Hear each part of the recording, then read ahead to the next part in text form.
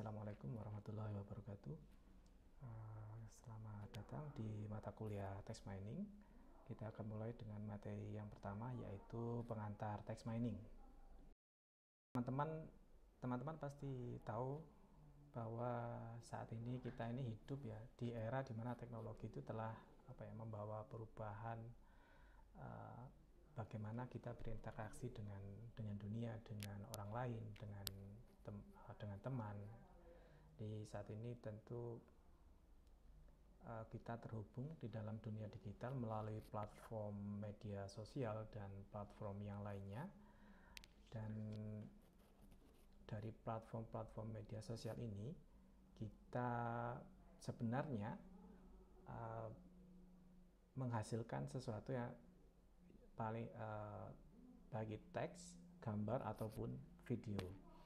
Nah, salah satu data yang kita hasilkan yaitu teks. Teks ini kita hasilkan dari berbagai sumber gitu ya. Yang pertama tentu yang paling utama kita hasilkan melalui media sosial. Jadi misalnya kita posting sesuatu, kemudian memberi komentar terhadap suatu postingan, ataupun menulis bisnis ataupun dokumen bisnis yang lainnya. Nah, kita bisa bayangkan bahwa setiap teman-teman Anda itu membuka media sosial, mengirim email, ataupun mengunjungi sebuah situs web, jadi secara tidak langsung Anda ini menyumbang sejumlah teks yang sangat besar. Jadi bayangkan Anda posting setiap hari, kemudian memberikan komentar terhadap postingan seseorang. Ini kalau kita kumpulkan setiap harinya itu kita akan mendapatkan sebuah kumpulan teks yang sangat besar sekali. Dan sesungguhnya teks ini berpotensi untuk mengandung informasi yang berharga gitu ya. Misalnya ketika teman-teman membuat posting di media sosial gitu ya tentang pengalaman Anda misalkan di sebuah kafe gitu ya, atau ketika teman-teman menulis email kepada seseorang gitu ya tentang project misalkan yang sedang dikerjakan. Nah, dari hasil postingan ini sebenarnya Anda sedang memberikan informasi yang mungkin itu nanti bisa digunakan di masa depan. Namun bagaimana sih kita bisa merubah dari sebuah kumpulan teks itu menjadi informasi yang berharga? Nah, inilah tantangannya ya. Jadi disinilah konsep text mining itu menjadi sangat penting. Jadi text mining ini nanti adalah alat yang memungkinkan kita untuk bisa mengekstraksi atau mengambil sebuah informasi yang itu yang tersembunyi di dalam sebuah kumpulan teks. Jadi dengan memanfaatkan beberapa teknik yang ada di dalam text mining gitu ya, kita bisa mengurai sebuah teks itu menjadi sebuah informasi yang bisa jadi itu sangat berharga, atau kita bisa menemukan sebuah trending terhadap topik-topik tertentu, atau kita bisa memahami sentimen, atau bahkan bisa memprediksi perilaku seseorang di masa depan. Jadi contoh sederhana dari potensi text mining ini adalah ketika misalkan nih sebuah perusahaan ingin memahami bagaimana sih pelanggan itu merespon produk yang baru di launching gitu ya katakan. Nah, jadi dengan menggunakan text mining kita bisa bisa menganalisis ulasan dari produk-produk yang sudah tersebar di berbagai platform e-commerce seperti Shopee, Tokopedia, TikTok, ataupun yang lainnya. Jadi dengan demikian user atau pelanggan itu bisa mendapatkan, bukan pelanggan ya, artinya perusahaan itu bisa mendapatkan wawasan yang berharga tentang apa yang disukai atau yang tidak disukai pelanggan, sehingga nantinya perusahaan bisa mengambil keputusan gitu ya untuk apa sih yang perlu diperbaiki dan mana sih yang harus ditingkatkan. Jadi itu tadi sedikit ilustrasi ya betapa konsep text mining ini bisa kita gunakan untuk memanfaatkan potensi informasi yang nanti terkandung dalam sebuah kumpulan teks. Nah, secara definitif text mining itu apa sih kan gitu. Jadi text mining ini adalah atau disebut juga sebagai text analitik ya, atau text data mining. Nah, ini adalah proses penggalian informasi gitu ya, yang berguna dan bermakna dari sebuah teks yang tidak terstruktur gitu. Jadi di tengah lautan informasi yang terus berkembang ini, teks yang tidak terstruktur itu tadi akan menjadi sumber yang sangat berharga. Tapi seringkali ini juga sulit ketika diolah secara manual karena kompleksitas dan volumenya yang sangat besar gitu ya. Nah, disinilah text mining ini berperan. Jadi tujuan utama dari text mining ini adalah untuk sebenarnya untuk mengekstraksi pengetahuan yang tersembunyi gitu ya dalam teks tersebut. Jadi proses ini melibatkan komputer gitu ya untuk mengidentifikasi sebuah pola atau tren atau juga relasi yang mungkin itu tidak terlihat secara langsung di dalam teks gitu ya. Jadi dengan demikian nanti text mining ini berfungsi sebagai tools untuk bisa memberikan nilai tambah gitu ya dari sebuah kumpulan teks yang mungkin sebelumnya itu belum mungkin terabaikan gitu ya. Nah, tapi dengan text mining ini dirubah menjadi sesuatu yang bermanfaat gitu. Misalkan sebagai analogi, kita bisa membayangkan bahwa sebuah kumpulan teks yang tidak terstruktur itu kita bisa analogikan sebagai sebuah gudang yang sangat besar dan penuh dengan barang yang tidak teratur gitu ya. Nah, tanpa text mining, jadi gudang tersebut hanya akan menjadi tumpukan barang gitu ya, yang mungkin kacau dan sulit untuk dikelola. Tapi dengan menggunakan text mining, sebenarnya kita dapat melakukan proses pengorganisasian dan pengelompokan barang, sehingga nanti ketika kita ingin mencari mungkin kita bisa dapat menemukan barang-barang yang berharga yang tersembunyi di antara tumpukan barang tersebut. Nah, contoh konkretnya gitu ya dari text mining ini ketika misalkan sebuah perusahaan gitu ya ingin menganalisis survei pelanggan yang berisi jawaban teks bebas gitu ya. Nah, kemudian dengan kita gunakan teknik text mining, perusahaan itu bisa dapat mengidentifikasi pola umum dalam jawaban dari pelanggan. Kemudian kita juga bisa menemukan isu-isu utama itu ya yang perlu diperhatikan. Kemudian juga kita bisa misalkan mengkategorikan jawaban itu berdasarkan sentimen yang terkandung di dalamnya.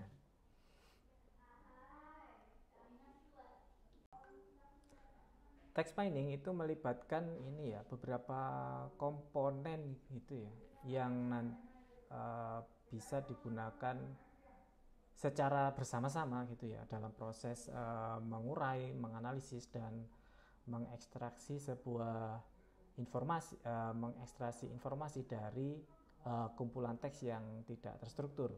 Jadi komponen utamanya antara lain yaitu ada pre-processing, kemudian ada tokenization, kemudian juga ada stop word removal, kemudian ada juga stemming and lemmanization, kemudian ada feature extraction, dan yang terakhir adalah modeling.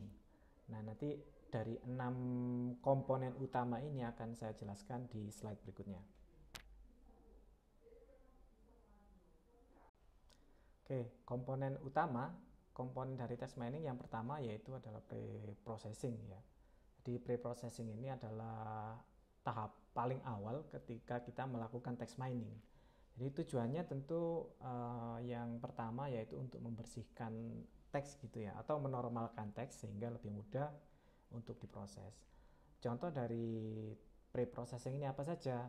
Nah, misalkan ya, ada penghapusan tanda baca, kemudian ada karakter-karakter khusus misalkan seperti koma, titik, add, atau tanda pagar. Nah, ini akan dibersihkan pada tahap pre-processing ini. Kemudian mengkonversi teks menjadi huruf kecil semua. Agar apa? Semuanya konsistensi. Jadi ketika text mining itu nanti huruf besar, huruf kecil itu semuanya dirubah menjadi huruf kecil semua gitu ya. Nah, kemudian misal penghilangan spasi ekstra atau karakter-karakter yang tidak diinginkan ya, itu nanti juga dilakukan pada tahap pre-processing ini. Kemudian misalkan pengelompokan kata-kata yang memiliki arti yang sama tetapi ditulis dengan cara yang berbeda. Nah, ini salah satu contoh tahapan pre-processing dalam text mining. Misalnya ada teks, hari ini cuaca sangat bagus gitu ya. Nah, kemudian Anda bisa lihat di sini misalkan susunan dari hurufnya itu ada huruf besar dan huruf kecil. Juga ada tanda seru misalkan 3 gitu ya. Nah, setelah melewati tahap pre-processing gitu, nah teks menjadi misalkan huruf kecil semua, kemudian karakter-karakter yang tidak penting itu dihilangkan, misalkan tanda seru. Nah, terus kemudian apalagi komponen utama yang kedua yaitu tokenization. Jadi tokenization ini adalah proses membagi teks menjadi bagian-bagian yang lebih kecil gitu ya, seperti misalkan dari sebuah teks menjadi kata, kemudian menjadi frasa gitu. Nah, setiap unit ini disebut sebagai token dan menjadi dasar untuk analisis yang lebih lanjut gitu. Nah, contoh misalkan proses tokenization itu seperti apa sih Pak? Nah, ini misalkan ada sebuah teks, misalkan ya saya sedang belajar text mining gitu ya. Nah, setelah kita lakukan tokenization itu menjadi saya sedang belajar text mining, dimana itu dalam satu kalimat itu dipecah menjadi beberapa kata gitu ya, menjadi bagian-bagian yang lebih kecil, yaitu apa? Dari kalimat menjadi bagian yang lebih kecil yaitu kata. Nah, ini salah satu contoh proses tokenization. Selanjutnya adalah stop word removal. Nah, stop word removal ini adalah proses menghilangkan kata-kata mungkin yang terumum ya, yang itu tidak memberikan informasi penting dalam proses nantinya pada text mining. Jadi biasanya kata-kata yang dihilangkan pada tahapan ini adalah kata-kata sambung atau memang kata-kata yang sangat umum. Contoh misalnya kata-kata dan ya, kemudian di, ke, dan lain-lain itu nanti akan dihapus gitu ya. Untuk bisa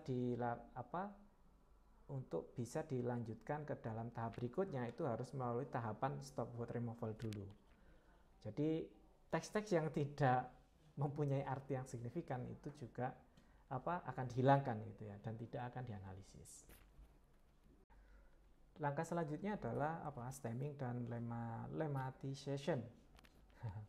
Jadi ada stemming dan lemmatization ini adalah sebuah teknik gitu ya untuk mengkonversi sebuah kata gitu ya ke bentuk dasarnya. Nah, sehingga variasi kata yang memiliki akar kata yang sama itu nanti dianggap jadi satu kesatuan. Jadi dikembalikan ke asal akar katanya. Contoh misalkan ini contoh stemming ya, misalkan kata-kata seperti menyanyikan, menyanyi akan diubah menjadi nyanyi.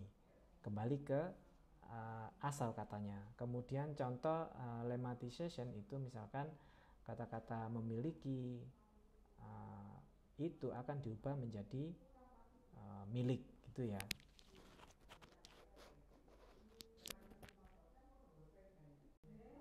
Selanjutnya adalah feature extraction. Nah, feature extraction ini adalah proses mengubah teks menjadi menjadi kode numerik gitu ya, yang nantinya dapat dipahami oleh algoritma pemodelan. Nah, kenapa ini harus dirubah menjadi numerik? Karena nanti untuk proses perhitungan dan lain-lainnya tentunya itu akan lebih mudah ketika dalam bentuk numerik gitu ya. Proses pembobotan, kemudian perhitungan skor dari sebuah kata gitu ya. Jadi representasi ini nanti bisa berupa vektor kata, matriks, kemudian ada term frekuensi atau metode lainnya yang menggambarkan frekuensi kemunculan kata-kata dalam sebuah teks. Misalkan nih ya, misalkan dalam contoh ini saya suka makan nasi. Nah, kemudian ini nanti bagaimana caranya supaya bisa direpresentasikan ke dalam sebuah vektor gitu ya. Dalam sebuah vektor yang berisi angka numerik. Nah, dalam contoh di sini saya suka makan nasi itu berubah menjadi 11100. Ini hanya sekedar contoh sederhana saja. Nah, di mana setiap elemen itu nanti akan mewakili keberadaan kata-kata tertentu di dalam sebuah teks. Nah, langkah yang terakhir yaitu langkah modeling. Jadi pada tahapan ini kita akan menerapkan teknik-teknik seperti clustering, klasifikasi, atau topic modeling, atau mungkin machine learning ya, untuk mengeksplorasi dan mengekstraksi informasi dari sebuah kumpulan teks. Nah, dari proses ini kita bisa dapat menemukan sebuah pola atau tren atau ya topik-topik yang tersembunyi dalam sebuah kumpulan teks. Nah, misalkan contoh kita bisa menggunakan algoritma klasifikasi. Untuk apa? Untuk mengidentifikasi bahwa sebuah email itu spam atau bukan sih gitu ya. Nah, dari isi email tersebut dengan teknik modeling itu nanti bisa kita nilai gitu ya, kita klasifikasi apakah email tersebut adalah email spam atau bukan. Jadi dengan menggabungkan semua komponen ini, text mining itu akan memungkinkan kita untuk bisa memahami dan memanfaatkan informasi yang terkandung di dalam teks itu secara lebih efisien dan efektif. Untuk mengimplementasikan text mining ini bagaimana, Pak? Nah, di sini untuk implementasinya nanti kita akan memanfaatkan berbagai software ya yang tersedia secara gratis.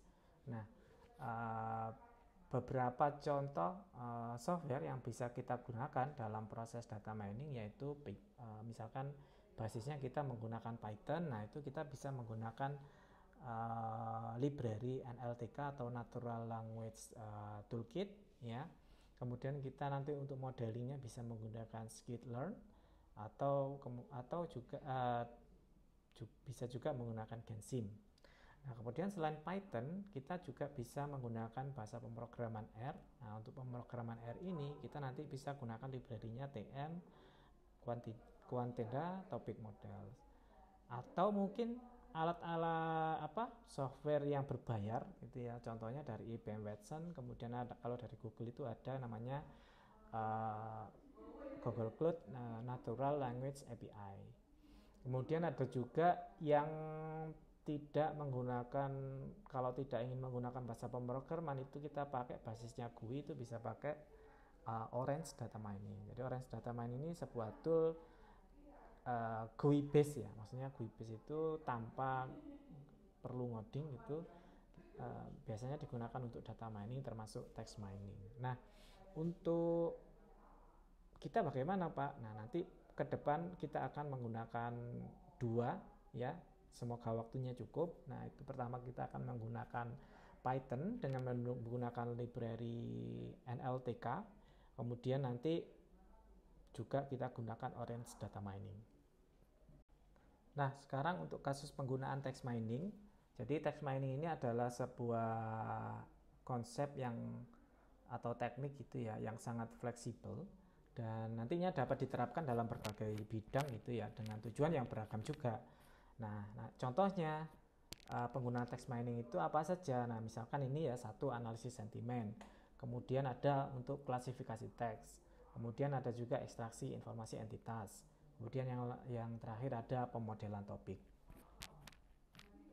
Nah, sekarang kita pahami contoh penggunaan text mining untuk analisis sentimen ya. Jadi text mining itu dapat digunakan untuk misalkan menganalisis sentimen dari sebuah teks ya, seperti contoh misalnya ulasan dari produk, kemudian postingan dari media sosial ataupun dari survei pelanggan. Jadi dengan menganalisis sentimen ini, perusahaan itu bisa memahami gitu ya perasaan dan pandangan pelanggan gitu terhadap sebuah merek atau layanan dari perusahaan. Jadi perusahaan nanti bisa dapat mengambil tindakan gitu ya yang sesuai untuk bisa meningkatkan kepuasan pelanggan atau merespon masalah yang muncul gitu. Nah, contohnya adalah misalkan sebuah perusahaan memantau ulasan produk mereka gitu ya di platform e-commerce misalkan seperti Shopee dan Tokopedia misalkan, kemudian menggunakan text mining dia mengidentifikasi apakah ulasan dari komentar tersebut bersifat positif gak, negatif atau netral gitu. Nah, itu bisa digunakan kan kalau kita lakukan pemantauan secara manual, katakanlah kita cek semua komentar, katakanlah ratusan komentar, ribuan komentar, tentu akan membutuhkan waktu yang sangat lama. Nah, dengan text mining itu sebenarnya kita bisa lakukan secara otomatis gitu ya. Dengan analisis sentimen ini bisa secara otomatis mengetahui apakah kesimpulan dari semua komentarnya ini apakah positif, negatif atau netral. Nah, kemudian nanti berdasarkan analisis sentimen ini perusahaan bisa mengidentifikasi bagian apa sih yang perlu diperbaiki atau yang perlu diperkuat dalam produk mereka. Contoh penggunaan text mining yang lain yaitu klasifikasi teks ya. Jadi text mining ini bisa digunakan untuk melakukan klasifikasi otomatis terhadap dokumen berdasarkan isinya gitu. Jadi hal ini memungkinkan untuk mengkategorikan dokumen itu tanpa harus melakukan pemrosesan dokumen secara manual. Misalkan contohnya aplikasi klasifikasi teks termasuk klasifikasi email tadi ya, yang misalkan email yang masuk itu termasuk spam atau enggak. Kalau spam dia otomatis masuk ke folder spam gitu ya. Kemudian yang lain adalah klasifikasi berita berdasarkan topik.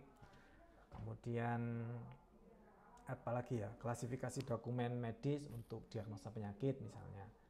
Nah, contoh konkretnya adalah misalkan sebuah perusahaan itu menggunakan text mining untuk mengelompokkan berita yang milik mereka itu masuk ke dalam kategori apa gitu ya. Apakah berita ini masuk kategori politik, apakah masuk kategori bisnis atau olahraga. Nah, sehingga pembaca itu juga akan mudah untuk menemukan berita-berita yang mereka minat gitu ya. Contoh lain dari text mining yaitu ekstraksi informasi entitas. Maksudnya adalah text mining ini bisa digunakan untuk mengekstraksi informasi entitas penting dari sebuah teks. Misalkan contoh ya, seperti nama orang, kemudian tempat, atau kemudian tanggal, atau nama dari sebuah organisasi gitu ya. Jadi hal ini bisa sangat berguna misalkan ketika untuk menggali sebuah berita atau mungkin penelitian ilmiah atau mungkin analisis data yang itu dilakukan secara besar-besaran gitu ya. Contoh yang terakhir yaitu pemodelan topik gitu ya. Jadi text mining ini bisa digunakan untuk melakukan pemodelan topik dalam koleksi teks yang besar.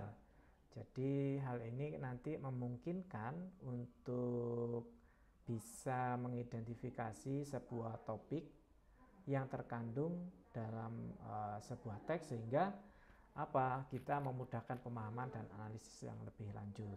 Contoh misalkan sebuah forum online itu menggunakan text mining untuk untuk menganalisis konten dari posting pengguna, kemudian mengidentifikasi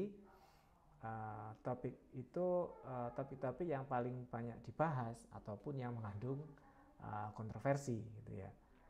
Sehingga informasi ini bisa digunakan untuk untuk meningkatkan pengalaman pengguna dan mengarahkan diskusi lebih lanjut. Nah, dari berbagai kasus penggunaan yang tadi saya sebutkan, jadi text mining ini sangat-sangat bisa digunakan untuk memahami ataupun menganalisis dan mengekstraksi informasi yang tersembunyi di dalam teks, sehingga memberikan nilai tambah yang signifikan nantinya di berbagai bidang maupun industri.